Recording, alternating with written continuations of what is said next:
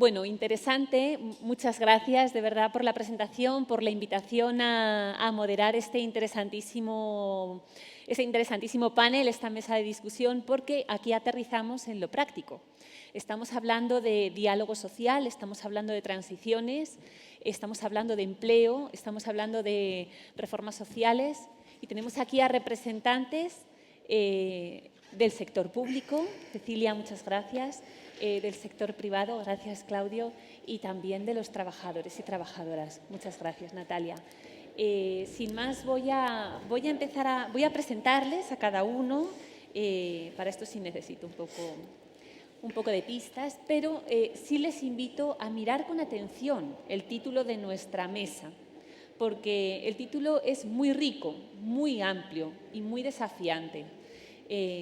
Lo tienen aquí, son medidas sociales y de empleo adoptadas a través del diálogo social, no a través de una imposición, no a través de otras medidas, no, a través del diálogo social. ¿En dónde? En territorios. Hay una mirada que quiere ser particular, atender a necesidades particulares de las personas que viven en cada territorio. Que hay diferencias en Chile, hay diferencias en la región América Latina, hay diferencias en todos nuestros países, igual en la Unión Europea. Nos estamos focalizando y sí, os lo voy a pedir a las tres, que nos focalicemos en territorios, en las respuestas, territorios afectados por procesos de reconversión. ¿Cuáles son las lecciones aprendidas y las propuestas para políticas? Sin más, arranco con Cecilia. Bienvenida. Bueno, Cecilia es socióloga. Ha estudiado en la Pontificia Universidad Católica de Chile y tiene un magíster en Gestión y Políticas Públicas en la Universidad de Chile. Actualmente, Cecilia es la jefa de la División de Participación y Diálogo del Ministerio de Energía de Chile, pero no se acaba de incorporar ahora al Ministerio, sino que lleva trabajando en el Ministerio desde el año 2014.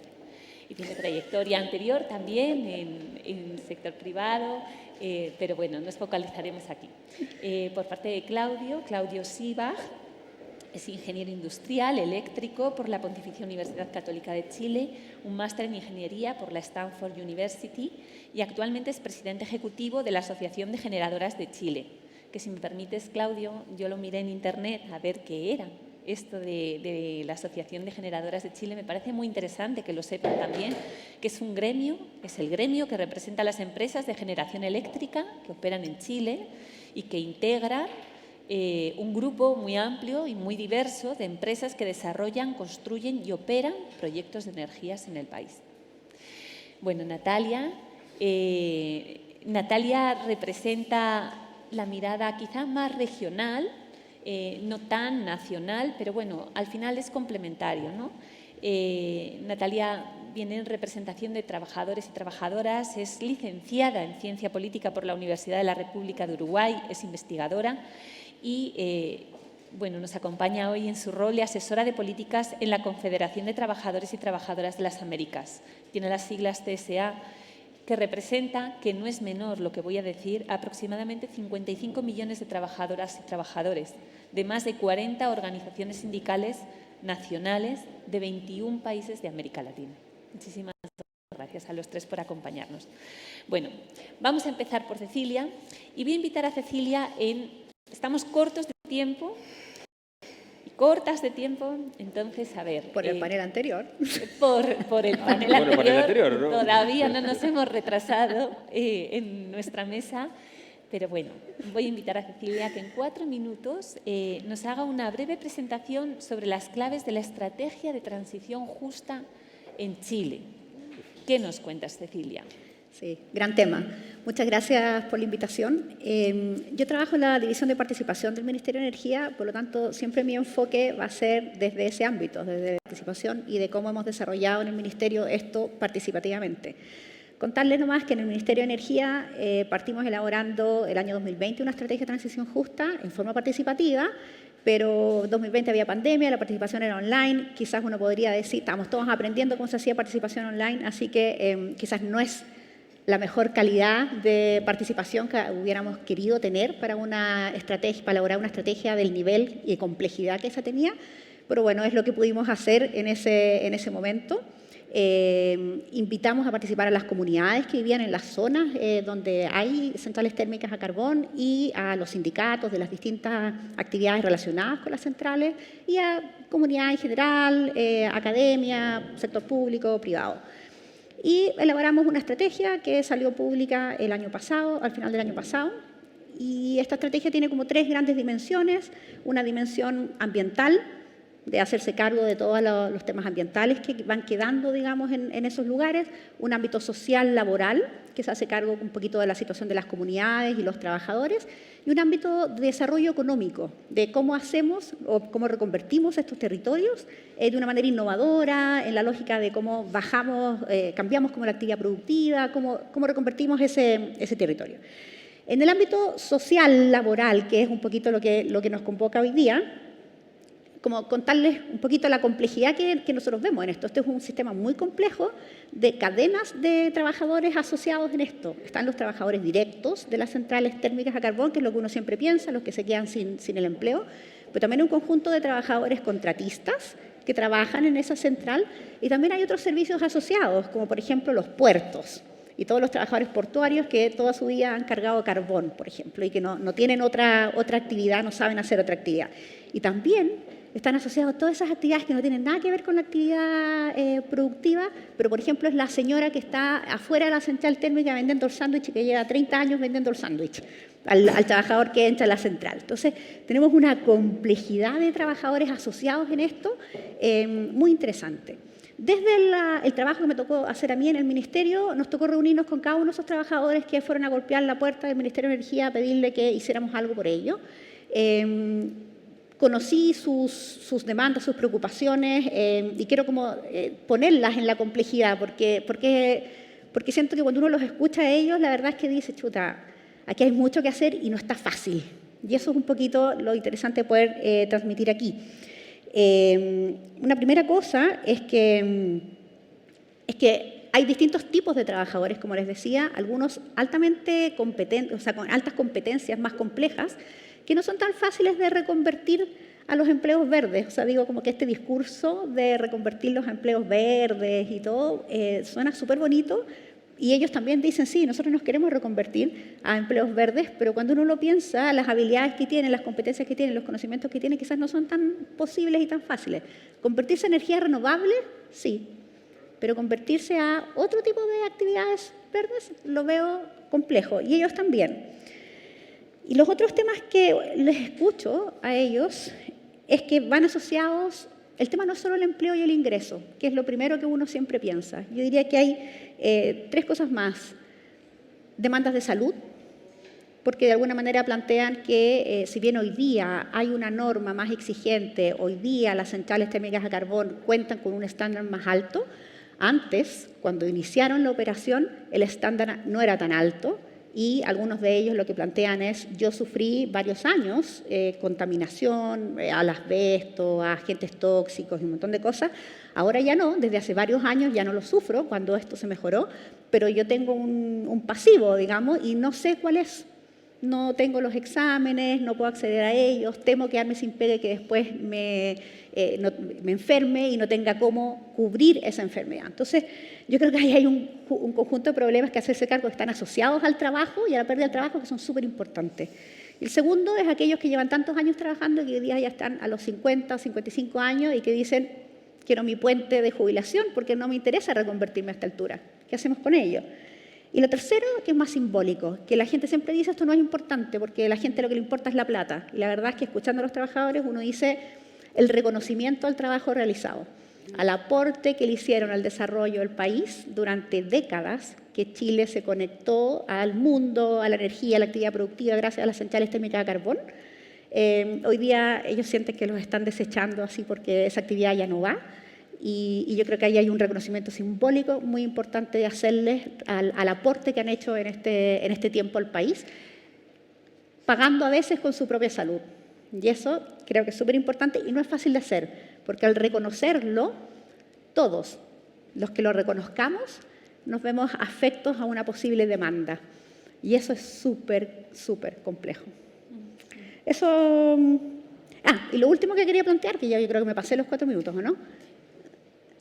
Lo último que quería plantear es la complejidad como de qué marco usar, porque de alguna manera está el mínimo legal, que es lo que todas las empresas tienen que cumplir y el Estado tiene que cumplir, que no es mucho, porque los sistemas de salud legales que existen, el sistema de bienestar y el sistema de pensión, lo mínimo legal que existe no basta para enfrentar la complejidad de esta situación. Y si nos vamos hacia el otro lado, enfrentémoslo con el marco de derechos humanos y empresas, o enfrentémonos con el marco de transición ecosocial, como lo están planteando acá, bueno, no hay marco legal, no hay piso para eso, los instrumentos no existen, entonces está difícil cómo enfrentar esto de buena manera. Eso como desafíos iniciales para la discusión. Muchas gracias, muy interesante. Vamos a darle la palabra a Claudio. Te voy a pedir, Claudio, vamos a ver estas medidas sociales y de empleo que resaltábamos, sociales y de empleo. En estos territorios afectados por la reconversión, haznos una valoración sobre el rol del diálogo social. Una valoración inicial, luego vamos a tener más intervenciones. Pero desde tu perspectiva, con 4 minutos, ¿qué nos dirías? Así, clave. A ver, voy a intentarlo, pero tal vez antes de poder... Cecilia terminó con la palabra desafío y contextualizar el tamaño del desafío, sobre todo escuchando también el panel anterior. Cuando hablamos de transición energética, transición justa, ecosocial, es tener conciencia que la transformación que vamos a hacer tenemos que hacer en los próximos 20, 30 años, es de una escala nunca antes vista en la humanidad, si queremos tener una oportunidad y una ventana de tiempo para, muchas veces se dice, para darnos una oportunidad. Llevamos 200 años de humanidad, primero con la revolución industrial, con el carbón, luego con el petróleo, el gas natural, quemando energía fósil a una tasa al año, la humanidad, lo que la naturaleza fosilizó en 1 millón de años. Esa es la tasa. Y la transformación energética, y no eléctrica para después conectar, es de tal tamaño que cuesta mostrarla, pero yo solamente decirle, en el caso de Chile, el que nos convoca acá, la electricidad es más o menos el 25% de la energía que consume la sociedad. El diésel, solo el diésel, es más del 30%. Y nadie habla de diésel, ahora se está hablando más por otras razones. La benzina es como nadie habla de Bruno. Los que tienen niños entenderán. 15% bencinas, gas licuado. Entonces la transformación total energética que vamos a tener que hacer es radical. Y no solamente entonces, ¿qué sucede cuando uno lo lleva? Y esta es la razón geopolítica que nos tiene en la crisis y por el gran poder, ¿no es cierto?, de Rusia invadiendo Ucrania. Su poder petrolero, su poder. Entonces, esa transformación como que nos tenemos que situar en ese aspecto cuando terminamos después llevándonos a un territorio concreto como para tener conciencia de la velocidad y la necesidad. Y por lo tanto, es tal grande la velocidad y la necesidad que vamos a tener que hacer que estos espacios de ver cómo hacemos esto juntos, tenemos que resolverlo. Esa es la ecuación que hay que resolver. ¿Cómo resolvemos esto juntos? Entonces, cuando vamos directamente a un lugar, y Chile tiene la virtud de no poseer combustibles fósiles en ninguna escala relevante, tuvimos un periodo de reconversión de la zona del carbón en la zona del Golfo de Arauco, hay un mínimo de carbón en la región de Magallanes y gas, pero nuestro problema, gracias a Dios, no tenemos el lado de la oferta, o sea, no estamos en el fósil, estamos en el lado de la producción. Y la producción ha estado situada en el ámbito de la energía eléctrica, que es un ámbito que, repito, dentro del energético, y el petróleo es más del 40% de consumo energético total, la energía es mucho menos, ha situado en lugares muy específicos del territorio. Entonces son los lugares que han concentrado a escala industrial, por sus puertos, la producción de carbón y otras termoeléctricas, en los últimos, y sobre todo en los últimos años, donde se han instalado, ¿no es cierto?, plantas que cumplen estándares de emisiones que los ha fijado y que se han estrechado en el último tiempo, pero que la transformación laboral y social que vamos a vivir en los próximos 20 años y el compromiso que hicimos y que como país emergente es bien inédito de decidir retirar el carbón, algo que no lo hemos visto ni en Indonesia, ni en Sudáfrica, ni en Turquía, incluso ni en Polonia, de decir vamos a cerrar el carbón. Y ese compromiso de la industria de cerrar el carbón ha venido justamente acompañado de, bueno, cómo abordamos las dimensiones de la transformación social y laboral que implica. Y ahí hay un punto que es obviamente lo que compete a las compañías. Las propias mismas compañías, y a propósito que esto es un diálogo europeo, en Chile hay muchas empresas europeas que están invirtiendo, mucha parte de ellas son de energías renovables, algunas también operando en carbón, pero también de muchos otros países que han buscado trabajar, al menos en todo lo que es su cadena inmediata, en la reconversión laboral, y muy bien lo escribió Cecilia, pensando en aquellos que pueden tener una oportunidad en la industria renovable. Hoy día el 100% de lo que estamos desarrollando son generación renovable, y eso nos lleva a otro espacio de transición justa que no nos convoca tanto acá, pero que tiene que ver con el uso de los nuevos territorios y el desarrollo de proyectos renovables en nuevos territorios, para su reconversión. Y en caso distinto, planes de salida, planes de jubilación, y eso ha sido abordado caso a caso, y bueno, ya hay a lo largo del territorio y la costa chilena muchos de ellos, y están todos en el contexto de la transición justa. Pero hay, en el resto del territorio, ahí mismo ese territorio, una comunidad que tiene una historia y tiene un futuro, donde la política social, la política pública va a tener que tener un espacio tal como lo tuvo, y a una escala, insisto, mucho mayor, tal vez en la reconversión del carbón, que no lo habíamos visto en Chile nunca antes. Y vendrá ahora en la década que viene, porque las renovables ya es lo que estamos haciendo, otras reconversiones. Vamos a tener una reconversión de la industria automotriz de una escala que nunca vimos.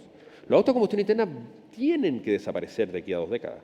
¿Qué vamos a hacer con los miles y miles y miles de personas, decenas de miles probablemente, vinculadas a la industria automotriz actual, que saben operar motores de combustión? Entonces creo que el marco de desafío de la crisis climática, de la transformación energética de la gran escala, de la transformación eléctrica, principalmente en lo que nos convoca acá es el carbón en el territorio, nos tiene que ubicar y situar y tratar de tener conciencia de cómo vamos a hacer esto juntos para tener verdaderamente una oportunidad y cuál va a ser el rol de la política social y la política pública, porque muchas veces ha ocurrido en la historia de que la empresa, cuando llega a un nuevo territorio, que vive profundas carencias y vulnerabilidad, ha debido actuar en cierto modo ante la ausencia del Estado. Lo hemos hablado muchas veces en el pasado con Cecilia, porque ahí no hay. Entonces, la empresa busca en la creación de valor compartido con la comunidad identificar brechas, pero hay hasta cierto límite de cómo yo puedo, y lo que tenemos que buscar es cómo apalancamos la potencia de la política pública, haciéndonos cargo de la vulnerabilidad energética de esos lugares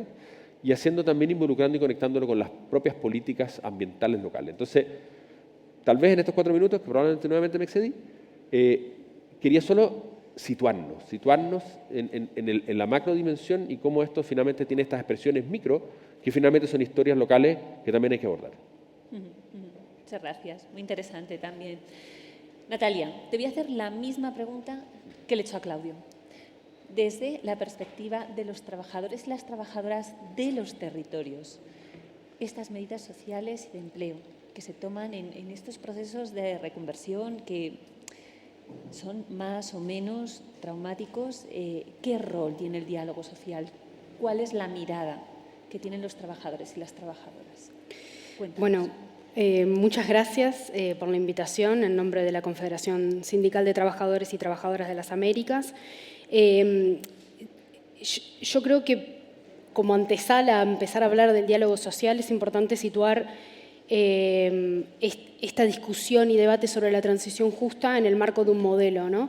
Y pensar que los desafíos, que el diálogo social es un desafío, lo son estructurales y lo son también particulares por la diversidad y los contextos únicos, nacionales y subnacionales que ocurren en los países, pero también estructurales en un mediano, largo y corto plazo.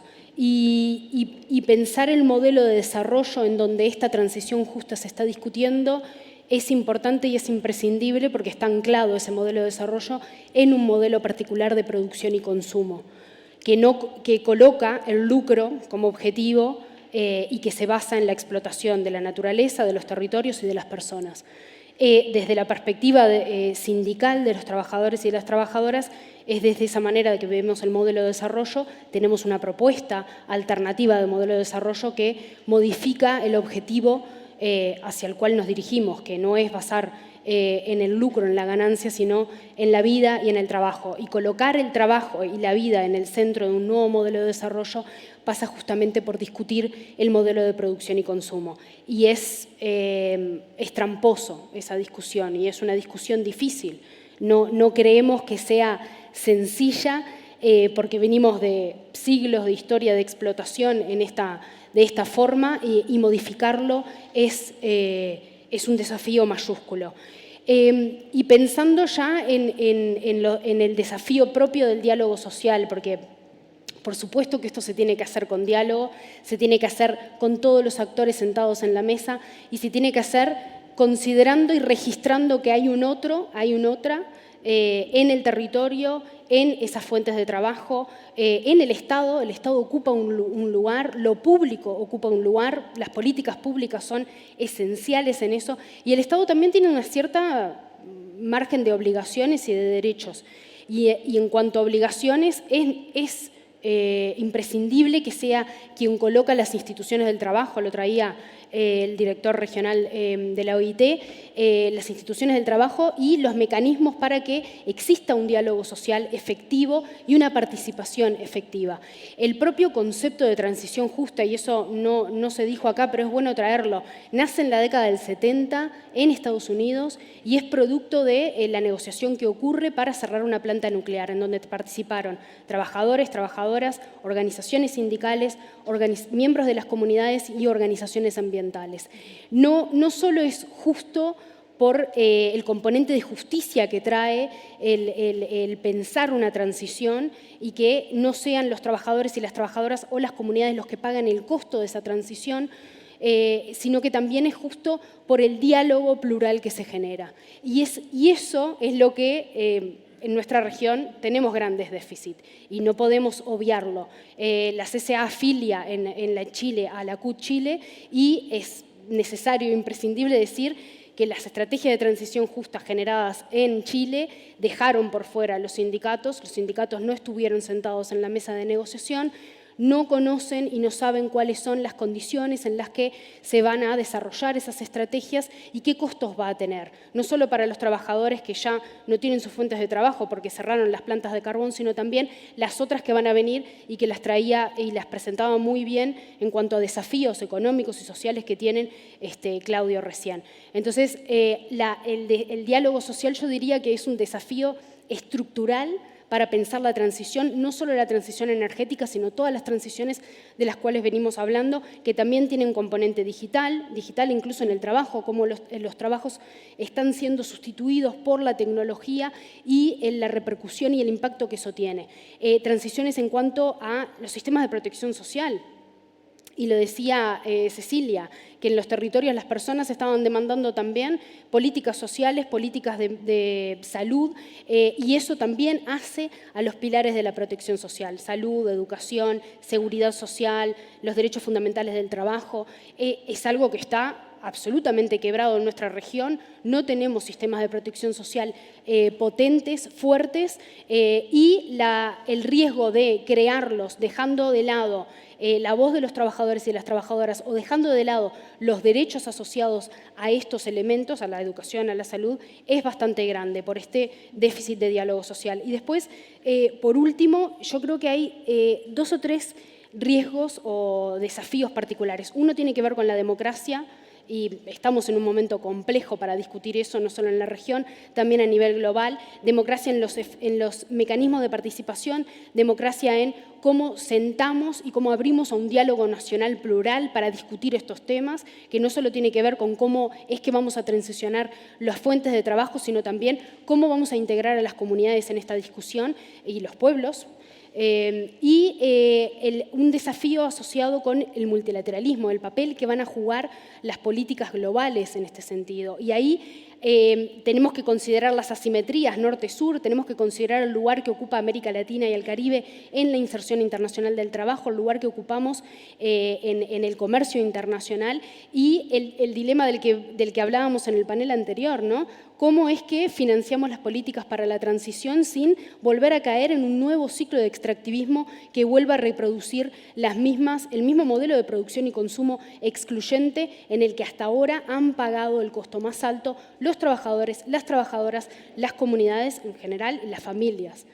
Yo lo dejo por acá también como para introducir algunos elementos y volver en la segunda pregunta o en las preguntas al público. Perfecto, muchas gracias. Efectivamente, los tres lo habéis hecho, os habéis adelantado un poquito a lo que va a ser la segunda pregunta que os voy a lanzar, pero creo que como introducción como introducciones han sido perfectas, sientan las bases, conocemos dónde estamos cada una, cada uno, y voy a unir, sabéis que estaba previsto hacer 2 preguntas, una de dificultades y otra de oportunidades, ¿no? Vamos a hacer las 2 preguntas juntas. Entonces, por estructurarnos bien, os agradecería un montón. Si podemos hacer esa división en vuestra intervención, también os voy a dar 4 minutos, máximo 5. Y bueno, pues y hagan milagros. Vamos bien, vamos bien. Esos riesgos concretos, esos desafíos. Cecilia, vamos a empezar por ti. Riesgos concretos, desafíos que existen en un territorio que debe reconvertir a empresas. Empresas que en principio, bueno, pues sí, contaminan, en torno a las cuales, bueno, pues efectivamente gira su economía, su forma de vida desde el punto de vista del empleo, la recualificación laboral y el tejido productivo. Primero, 2 minutos y medio, riesgos y desafíos, 2 minutos y medio para las oportunidades y lecciones aprendidas también, que creo que me ha gustado mucho, que ya han salido cosas positivas, cosas que se han hecho bien, cosas que están ya identificadas, aparte de unos desafíos ingentes. Adelante, Cecilia. Sí, bien. Partir diciendo que los trabajadores sí fueron incluidos en la elaboración de la estrategia de transición justa. Lo que no, y que yo creo que es la insatisfacción que ellos tienen, y tienen mucha razón al respecto, el Estado todavía no lograba avanzar en la implementación de esa estrategia. Fue muy fácil escribirla, bueno, no fue tan fácil escribirla, pero lo difícil ahora es, bueno, ¿y cómo la implementamos? Y la verdad es que la realidad de los trabajadores, que es de despido inminente, obviamente a ellos la elaboración de la estrategia no es lo relevante, sino que es cómo avanzamos en la implementación de esto, cómo me llegan finalmente las políticas para esto. Y ahí estamos al debe completamente, y ahí concuerdo perfecto con que los trabajadores están con una gran insatisfacción al respecto. ¿Y cuál es la dificultad de esto? Justamente los riesgos, para contestar la pregunta, como riesgos y desafíos de esto. La dificultad es que no está claro un poco hasta dónde llega la responsabilidad de la empresa y hasta dónde llega la responsabilidad del Estado. O quizás sí está claro, pero nadie la quiere asumir y se pelotean de alguna manera entre el Estado, se lo tiramos a la empresa nos lo tira al Estado, cuál es la responsabilidad. Porque al final todo esto tiene un costo que hay que pagar, ¿no? Y esa es como una gran dificultad. Otro riesgo, diría yo, desafío, tiene que ver con que los trabajadores, uno puede encontrarle justicia a lo que dicen, pero también cuando te están presionando, los trabajadores, ¿hasta dónde tienen que asumir también ciertos costos? Uno dice, 0 costo, porque también ellos dicen, yo quiero otro empleo en este mismo lugar, con el mismo nivel de ingreso y el mismo tipo de trabajo. Y uno dice, no es posible. O sea, no tengo cómo ofrecerte eso mismo. Necesitamos o modificas el tipo de trabajo o bajas el ingreso o te cambias de ciudad, porque en el mismo lugar no es posible. Entonces, ahí hay otro desafío tremendo que es súper difícil de enfrentar y que son cuestiones súper concretas a las que uno se enfrenta cuando está tratando de implementar esta estrategia de transición justa. Y la otra, también importante, es que el Estado chileno durante años ha tenido una política de focalización y todo el instrumental del Estado está para los más vulnerables. Pero ocurre que los trabajadores de las centrales térmicas a carbón no son vulnerables, ganan de 1,5 millones para arriba y entonces todo el instrumental del Estado no sirve, no los podemos apoyar. Hay que inventar un nuevo instrumental y eso requiere modificaciones legales, por ejemplo, o grandes acuerdos nacionales o recurrir al dinero que pueden aportar las empresas privadas. Entonces, aquí estamos en un tremendo desafío de cómo lo hacemos, digamos, porque desde el Estado no tenemos cómo responder a estas cosas cuando tenemos el instrumental. Lo otro yo lo había planteado. Bueno, y el tema de salud y de edad, también ahí tenemos una dificultad, porque claramente no tenemos instrumental tampoco para poder responder de alguna manera a esas demandas de salud que plantean. Uno pudiera querer desde el Estado hacerse cargo de eso, pero no existe el sistema de protección de salud desde el Estado para poder hacerse cargo de eso. Eso principalmente como riesgo y desafío. Y la otra pregunta que tú querías que fusionáramos aquí, que es un poquito como las propuestas de política pública, digamos, como qué es lo que vemos aquí.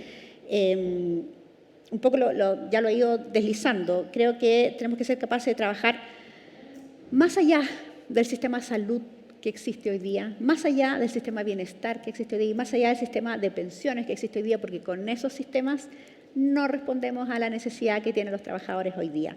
Pero para eso tenemos que legislamos, nos vamos a demorar 3 años o 10 años, digamos, en cambiar ese sistema.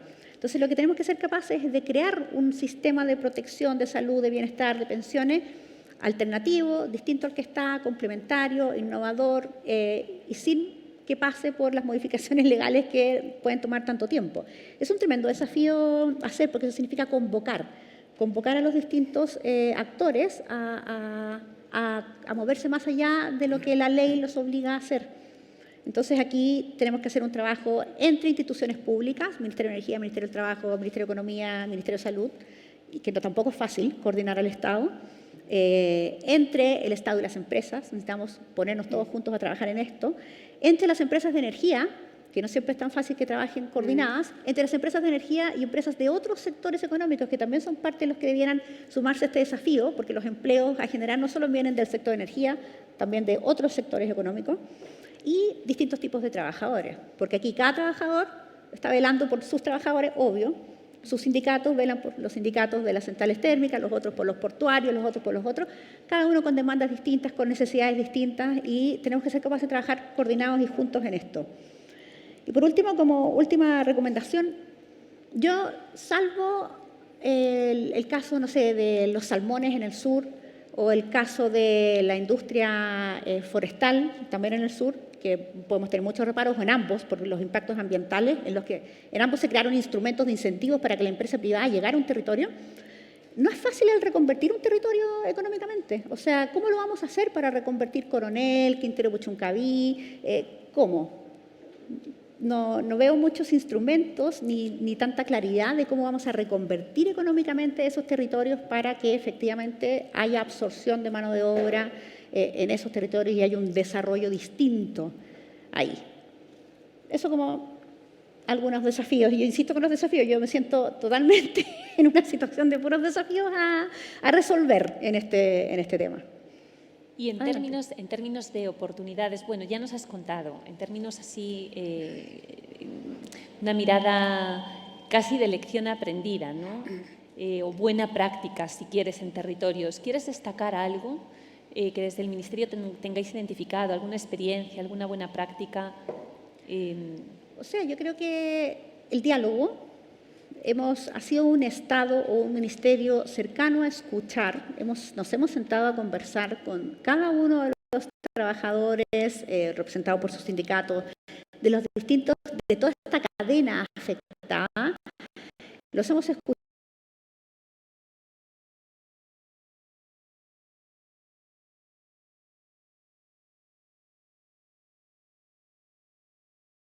en cómo lo hacemos en este desafío climático que tenemos por delante, que planteaba Claudio, que es tan urgente, el cómo tratamos de que este cierre de las centrales térmicas a carbón, por ejemplo, la podamos transformar efectivamente en hacernos cargo de este cambio climático, no solo por la eliminación del carbón, sino que por el mundo de otras como industrias que tenemos que desarrollar que nos permitan adaptarnos y enfrentar o mitigar este cambio climático. Ahí creo que hay una oportunidad para implementar ese tipo de empleos nuevos, o sea, electromovilidad, reacondicionamiento térmico de vivienda, no sé, pues, generación distribuida, un montón de negocios verdes que podríamos hacer y que nos servirían para adaptarnos al cambio climático, pero que el nivel de recursos que tenemos desde el Estado para eso no alcanza para reconvertir a todos los trabajadores que necesitamos reconvertir. Muy bien, muchas gracias. Claudio, la misma pregunta para ti. Gracias. Estaba tratando de pensar, porque muchas de las cosas que dijo Cecilia creo que eran parte de lo que yo también quisiera plantear, pero quisiera complementar algunas para ponerlo primero un poco en los desafíos y en las oportunidades. Y volver a retratar el tamaño del desafío, pero acotado ahora al universo del retiro del carbón. Nosotros, cuando hicimos el acuerdo de retiro del carbón en el 2018, había un parque de generación a carbón de 5.300 megawatts aproximadamente, en 28 centrales. Una de las virtudes del carbón es que tiene una capacidad de generación muy continua en el tiempo, o sea, lo que da luz de noche, da seguridad, y es un energético que ha dado en su historia hacia atrás, y también muchos de los trabajadores eso lo viven en su experiencia vital. La energía eléctrica que ha dado ese carbón, y que sobre todo, por ejemplo, en situaciones de estrechez hídrica, como lo vimos en el 98 o en el 88, o incluso hoy, cuando estamos viviendo la estrechez hídrica radical, producto del ya los efectos de la crisis climática. Hay algo ahí en el carbón y para los propios trabajadores y de su entorno que dicen, oye, esto ha jugado un rol central en mantener la luz encendida. Pero teniendo conciencia que esto hay un deseo de salir y un compromiso de salir, plantearlo en términos de desafío. Un ejemplo es que dado que el carbón es 5.000 megawatts de carbón, vamos a llevarlos a cero, implica reemplazarlos por energías renovables, que es lo único que estamos desarrollando, y después puedo hablar de las oportunidades. Y esos son más de 15.000 por la tasa de conversión, porque el carbón es continuo en el tiempo y la energía solar sopla solo cuando hay sol de día o viento. Uruguay es más regalado de viento que lo es nuestra costa, pero producen en tasa menos, entonces es como 1 a 3, 15.000 megawatts, el triple.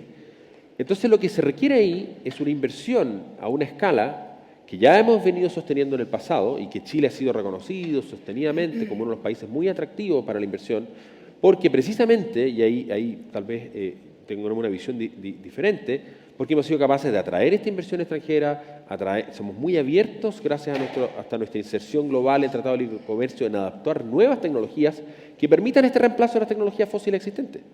Nuestra libertad económica, mercados altamente competitivos, que hay una tecnología carbón, bueno, llegó una mejor, llegó el viento, llegó el sol, y es lo que se produce la creación destructiva desde el punto de vista económico, con los efectos que tiene de riesgos y desafíos ecosociales que estamos hablando acá.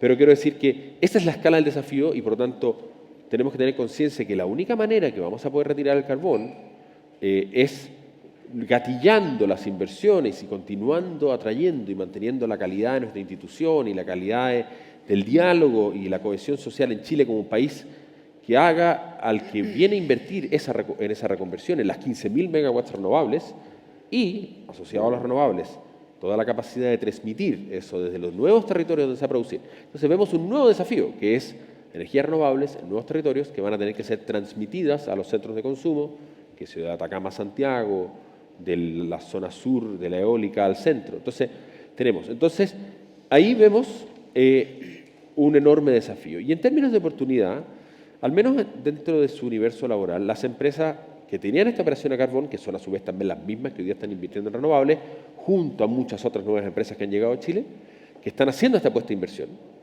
es que esto permite una oportunidad de reconversión laboral.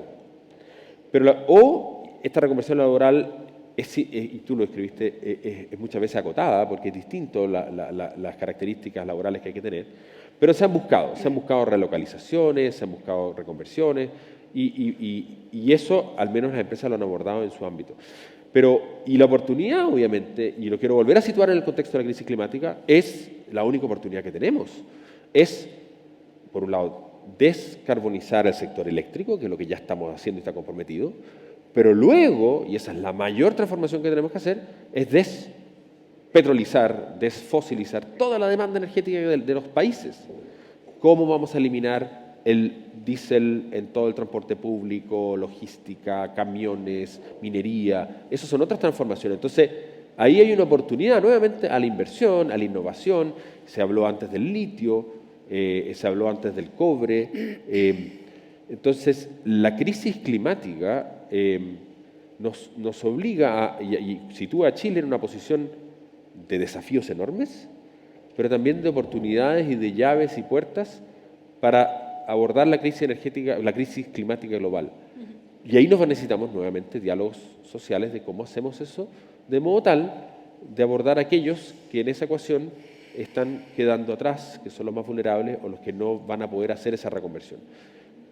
Pero siempre teniendo conciencia que el gran desafío que nos convoca es la urgencia climática y la reconversión total del sistema energético hacia un nuevo sistema energético bajo en emisiones, sostenible, resiliente a los impactos del cambio climático. Porque también el cambio climático no solamente es mitigarlo, sino que también ya enfrentarnos a él.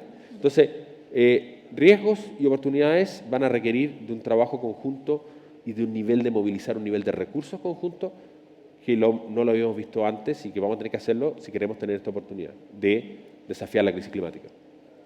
Muy bien. Muchas gracias. Está muy bien, muy interesante, la verdad. Natalia, te toca. Sí, cuando hablamos de recomendaciones y de propuestas de políticas, siempre como corremos el riesgo de qué tan generales podemos ser mirando la región y qué tan particulares podemos ser de olvidarnos de otras experiencias o otros elementos que sí son importantes en un país y no en otro, pero que pueden arrojar pistas. Entonces, más que oportunidades, yo creo que hablaría de pistas, ¿no? Y pensando cuál sería ese plan de transición verdaderamente justo desde la perspectiva por lo menos sindical. Sí, hay que considerar nuevas fuentes laborales para los trabajadores que van a perder su fuente laboral, porque eso es así, van a perder la fuente laboral. Cierra una planta nuclear, cierra una planta de carbón, se cierran todas las plantas de carbón, se traslada a otro tipo de energías renovables. Bueno, esos trabajadores van a perder su fuente de trabajo, sea porque no se pueden ubicar en otras fuentes, porque necesitan capacitación, porque están cerca de su edad jubilatoria, porque no están en el territorio donde habitan y no podés trasladar a la familia entera, van a perder la fuente laboral. Entonces hay que sustituir esa fuente de trabajo, porque no podemos dejar a una persona simplemente sin trabajo por una crisis que no pagó que no ocasionó el trabajador.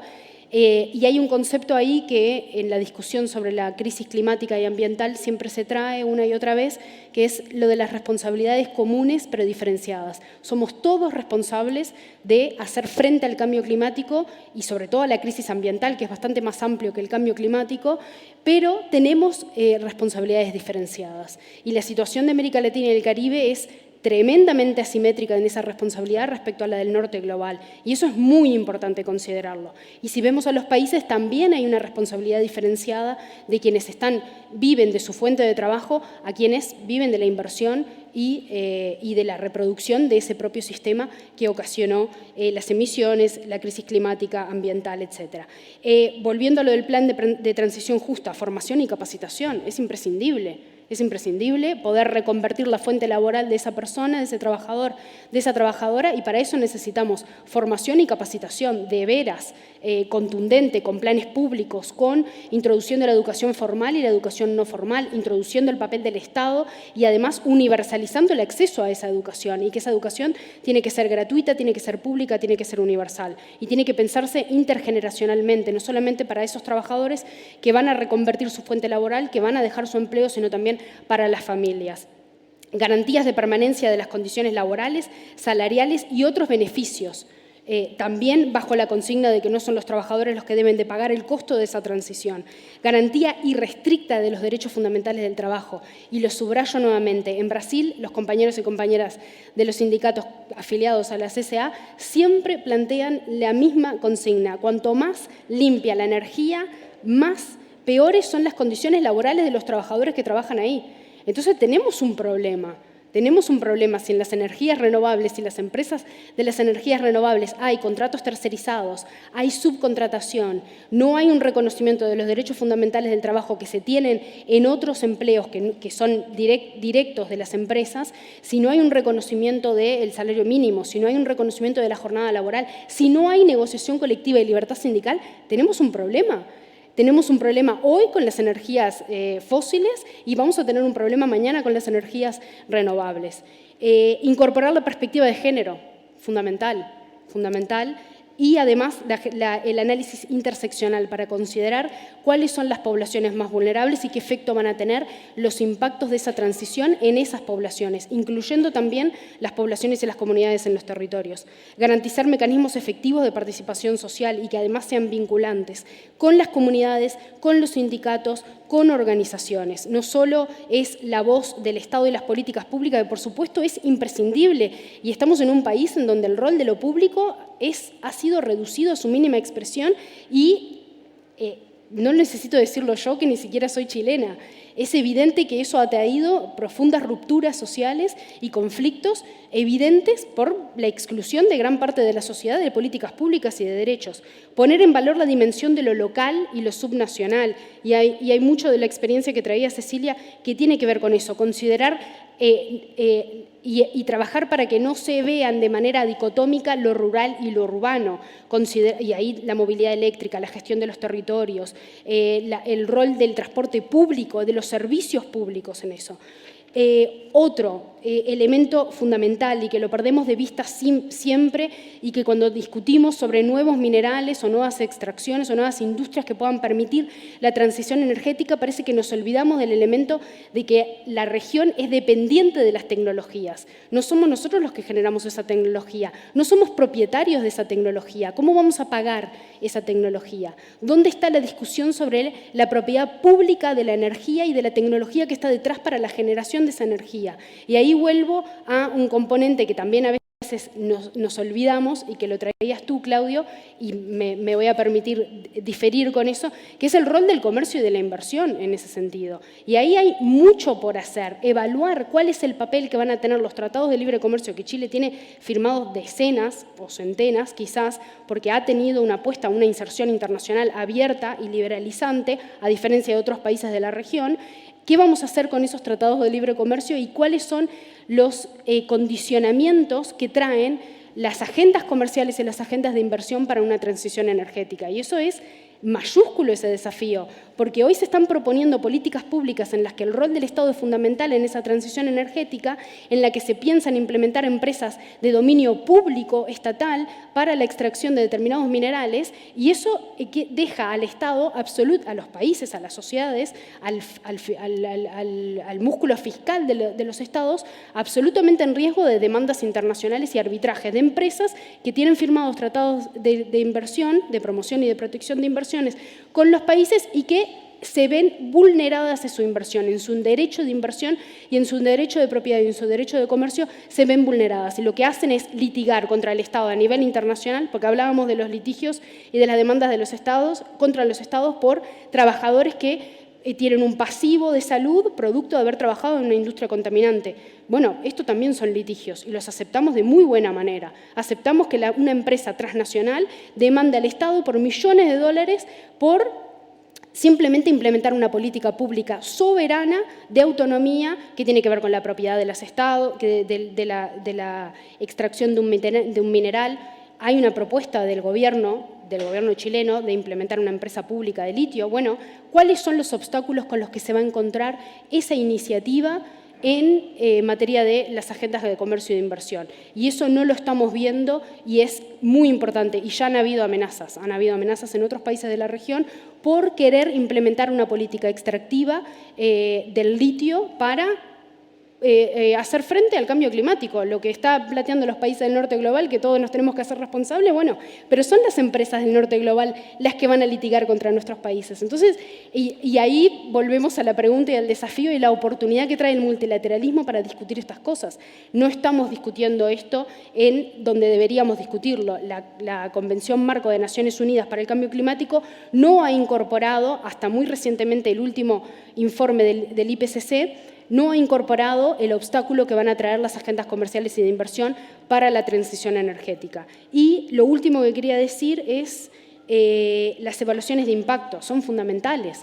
No podemos salir de las industrias, de los combustibles fósiles para implementar industrias y proyectos y emprendimientos productivos de extracción de un nuevo mineral sin evaluar antes, sin evaluar durante, sin evaluar después cuáles son los impactos. Y no son solo impactos en términos económicos. ¿Cuál va a ser el crecimiento económico producto de la extracción de ese mineral? Son impactos sociales, son impactos territoriales, son impactos, por supuesto, laborales, son impactos en materia de género, son impactos en el rol de lo público y la manera en que el Estado y las políticas públicas van a poder sacar tajada de ese negocio para volcarlo al bienestar social. Porque, en definitiva, capaz que tenemos un planeta, pero si tenemos un planeta y no tenemos derechos, tenemos un problema mayúsculo también. Y es volver a empezar. Creo que con eso estoy. Gracias, Natalia. Gracias.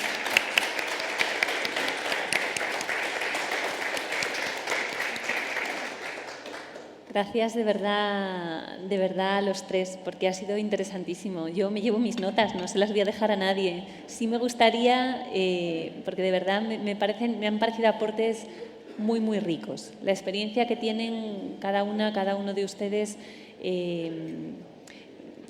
me da un poco de pena, perdón que lo diga aquí, que que no haya podido haber un intercambio, porque yo soy moderadora, con un representante, una representante de un país, de la Unión Europea.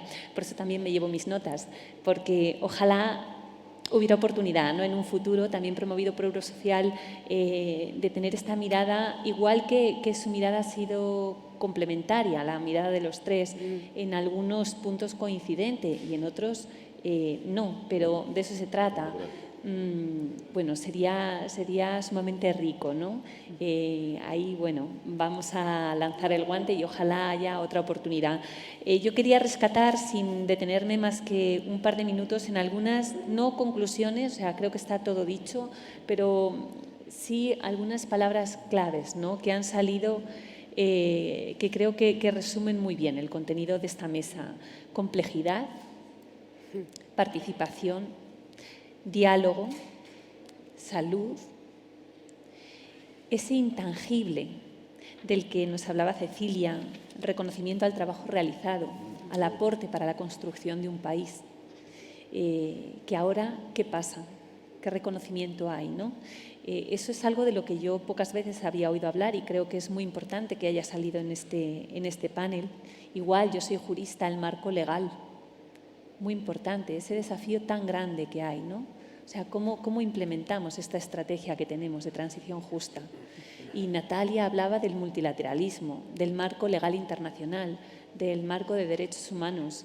¿Qué rol juegan? O sea, ¿qué peso tienen en las legislaciones nacionales o cómo entran, ¿no?, en estos procesos de diálogo? Bueno, de nuevo, ese desafío ingente del que nos hablaba Claudio, ¿no? Y luego me ha encantado el cómo lo resolvemos juntos y me sumo a Natalia y juntas. Bueno, hay alguna cosa más bien interesante, ese pensar en un nuevo, quizá en un nuevo paradigma de desarrollo. También salía, lo digo yo con mi expresión, con la expresión de los ODS, no dejar a nadie atrás. Por eso han hecho referencia los tres a los territorios, a lo local, a lo subnacional, que me parece, más allá de que, bueno, el panel es así, pero ver que sí están trabajando en ese ámbito es muy interesante, ¿no? Y bueno, poco más. No sé si me estoy dejando algo, pero sobre todo esos flashes de pistas de grandes desafíos para Chile, para la región, también para la Unión Europea. Les aseguro, son desafíos del ámbito global, pero la mirada complementaria pues sería muy, muy interesante.